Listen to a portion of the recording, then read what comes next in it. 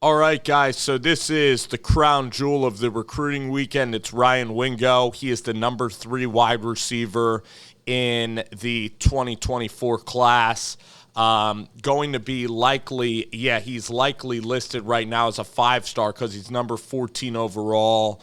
So the question is, of course, we're going to watch his highlight tape and see what he does well, what he could improve, and what type of guy that's visiting Colorado this weekend. I mean, right now, you look at Ryan Wingo. He's from the St. Louis area. Tennessee definitely recruits that area very well. That's still considered SEC country with Mizzou in the SEC. So he is going to be very highly coveted by Oklahoma, by Tennessee, by just about everybody. So this is Ryan Wingo. He's 6'3", and the thing that I like about his game, I mean, from this class, he kind of reminds you even of Jerrion Dickey, who's a guy that Jerrion Dickey's a guy that, went to Oregon. And here you see he definitely has speed. Now, we just watched Xavier Jordan, who's the fastest receiver that I've probably seen so far. But, I mean, right here, this guy can go. Ryan Wingo can go. And he's like 6'3", probably going to be 6'4". And, his prototype could be, an elite number 1 receiver. So you look at him on the edge, and you look at him step up to the football, and, Ryan Wingo just has the size, the athleticism, and the speed.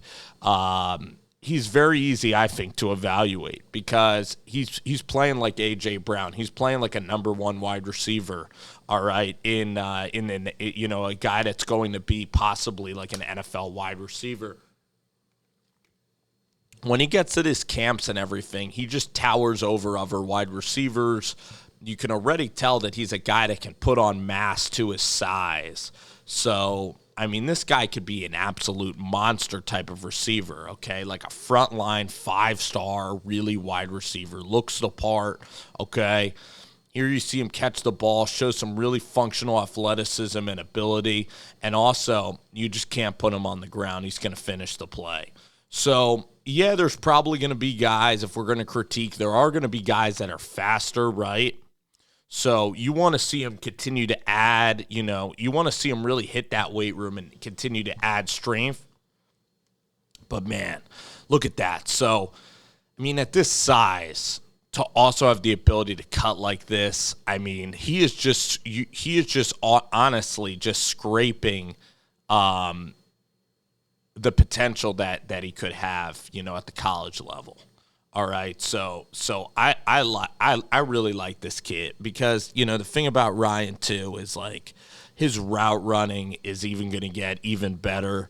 And look at how he catches the football. He's got really strong hands to catch the football. He's a very easy kind of evaluation. You got 6'3", you got speed, you got agility, and he's going to be strong. So here you see him in the slot, which you like. So it's going to be a battle. Put it that way, for Ryan Wingo. It's going to be a battle with a lot of the big schools because he could start as a freshman. That's how good Ryan Wingo can be at wide receiver.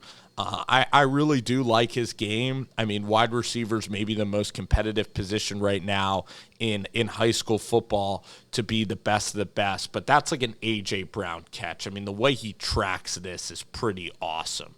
All right, so, yeah, I want to see a little bit more separation. I want to see him really pay attention towards his to his route running because he's going to be up against quick cornerbacks. But he's just going to bully people. I want to see him be like A.J. Brown. That's the type of receiver I want to see him be. So he's growing into his frame. I would say that his speed, I would say he has good speed. But, these are the fastest athletes, that we have, in the United States are playing wide receiver. I would say that his speed is maybe like an 8.5 out of 10. But I would just say the complete package is what makes him really elite. Is that he's 6'3", his agility, and also his size and strength. I think that he's going to add a lot of size and strength to the point where he's going to be very tough to bring down.